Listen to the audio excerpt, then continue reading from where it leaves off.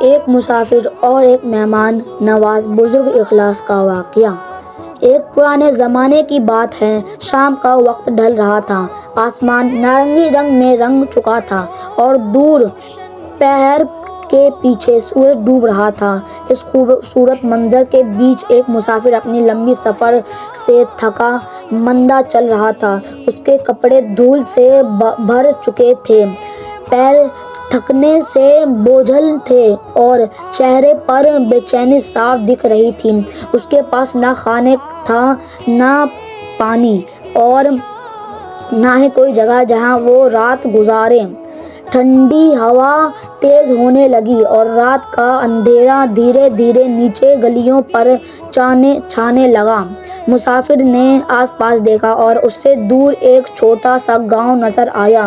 اس کے دل میں امید کی ہلکی سی روشنی جاگی، شاید کسی کے گھر میں مہمان نوازی مل جائے۔ اس نے سوچا۔ گاؤں کی گلیوں میں جا کر اس نے کئی دروازوں پر دستک دی، لیکن لوگوں نے بے رخی سے منع کر دیا۔ کسی نے کہا کہ گھر میں جگہ نہیں، کسی نے بہانہ بنایا کہ ان کے پاس کھانا کم ہے، اور کچھ نے تو دروازہ ہی نہیں کھولا۔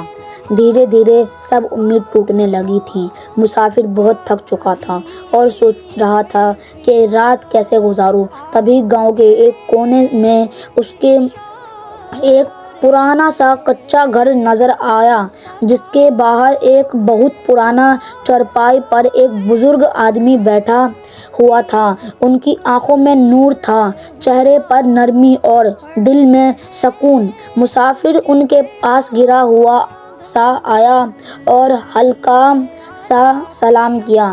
بزرگ نے مسکراتے ہوئے سلام کا جواب دیا اور پوچھا، بیٹا تم بہت تھکے ہوئے لگ رہے ہو، کیا ہوا؟ مسافر کے آنسو زیادہ دیر رک نہیں پائے۔ اس نے اپنی پوری حالت بتا دی، بھوک، تھکان اور لوگوں کے انکار کی بات۔ بزرگ نے بنا ایک پل سوچے کہا، بیٹا یہ گھر چھوٹا سہی پر دل بڑا ہے، آج کی رات تم میرے مہمان ہو۔ انہوں نے مسافر کا ہاتھ پکڑا، اسے اندر لے گیا۔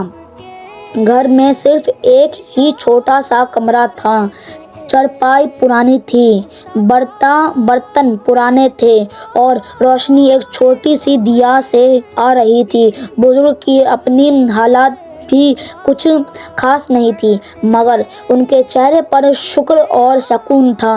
بزرگ نے اپنی روٹی کا آدھا حصہ مسافر کو دے دیا اور بولا، تم کھا لو، میں بعد میں کھا لوں گا۔ مسافر نے مانا کی، کہنے لگا، آپ کھاؤ، مجھے تھوڑی سی بھوک ہے۔ بزرگ مسکرایا اور بولا، بیٹا مہمان رحمت ہوتی ہے اور رحمت کو بھوکا نہیں سلاتے۔ مسافر نے روٹی کھا لی اور پہلی بار اسے ایسا محسوس ہوا کہ رات اتنی اندھیری نہیں ہے جتنا لوگ سوچتے ہیں۔ اندھیرا تو انسان کے دل کا ہوتا ہے، اور یہ بزرگ اس اندھیرے میں ایک روشنی کی طرح تھا۔ رات کو اچانک مہمان آیا۔ رات کا کچھ حصہ گزر گیا تھا کہ دروازے پر کہکشان کی سی روشنی پھیل گئی۔ مسافر اور بزرگ دونوں نے یہ منظر دیکھ کر حیران ہو گئے۔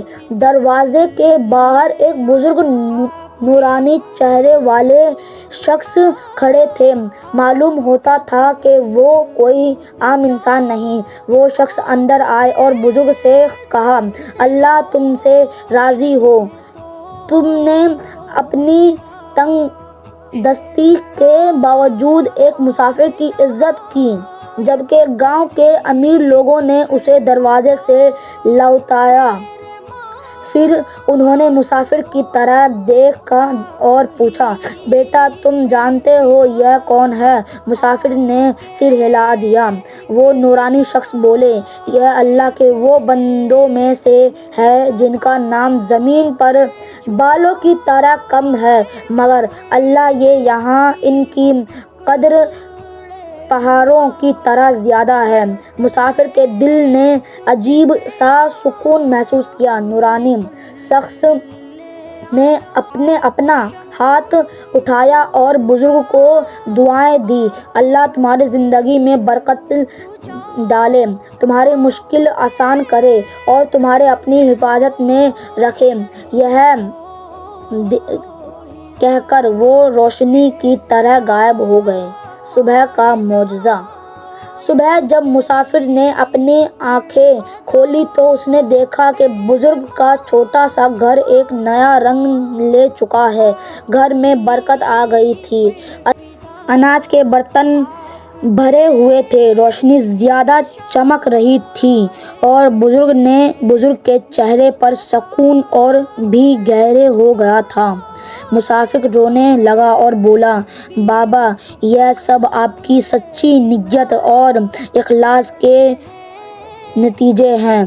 بزرگ صرف ایک ہی بات کہہ کر مسافر، بیٹا اللہ اپنے نیک بندوں کو کبھی اکیلے نہیں چھوڑتا۔ واقعہ کی سبق، بڑی نصیحت۔ نیک کام چھوٹا یا بڑا نہیں ہوتا، نیت بڑی ہوتی ہے۔ اور ہاں میرے دوستوں، آپ بہت اچھے ہو، بہت زیادہ۔ جو بھی لوگ میرے ویڈیو کو دیکھتے ہیں، میں جتنا تک جانتا ہوں وہ سبھی میرے ویڈیو کو سبسکرائب، لائک سب کچھ کر کے جاتے ہیں، کیونکہ میرے ویڈیو میں ابھی تک میں بہت زیادہ لائک سبسکرائب ہو چکے ہیں۔ اور ہاں میرے دوستوں، نہ کسی کی خوشی کے لیے تو کم سے کم ایک بچے کی خوشی کے لیے میرے ویڈیو کو لائک سبسکرائب کر دیا کرو، مہربانی کر۔ اور جو بھی اسلامک ویڈیو کو خود دیکھتا ہے اور دوسرے تک پہنچاتا ہے، اس سے اللہ تعالیٰ بھی بہت ثواب لکھتے ہیں۔ اور ہاں میرے دوستوں، میرے ویڈیو پہ لائک سبسکرائب تو ایسے ہوتے ہیں، لیکن آپ لوگ کمنٹ کر کے نہیں بتاتے کہ میں اگلا کوئی واقعہ بناؤں نہ بناؤں۔ آپ لوگ تو بس دیکھ لیتے ہو اور اوپر کر دیتے ہو۔ مہربانی کر کے آپ اس ویڈیو میں تو کچھ بتا دیں کہ میں اب اس واقعے پر بناؤں، نبی کے واقعے پہ بناؤں یا پھر اس واقعے پہ بناؤں۔ آپ تو کچھ بولتے ہی نہیں ہو، آپ کم سے کم کچھ بول تو دیا کرو۔ ویسے میں جانتا ہوں آپ لوگ بہت اچھے ہیں۔ السلام علیکم۔ اور ہاں، آپ یہ بھی بتا کے جانا کہ آپ کو میری ویڈیو اچھی لگتی ہے کہ نہیں لگتی، اور میرا جو آواز ہے وہ اچھا لگتا ہے کہ نہیں لگتا۔ اور ہاں میرے دوستوں، میرے کو نعت گانا اور قرآن شریف کی تلاوت کرنا بھی بہت پسند ہے، اور میرے کو نعت گانا بھی بہت اچھے سے آتا ہے۔ اور اگر آپ چاہتے ہو کہ میں نعت پڑھوں اور اس کی ویڈیو بناؤں تو آپ پلیز مجھے کمنٹ کر بتائیں۔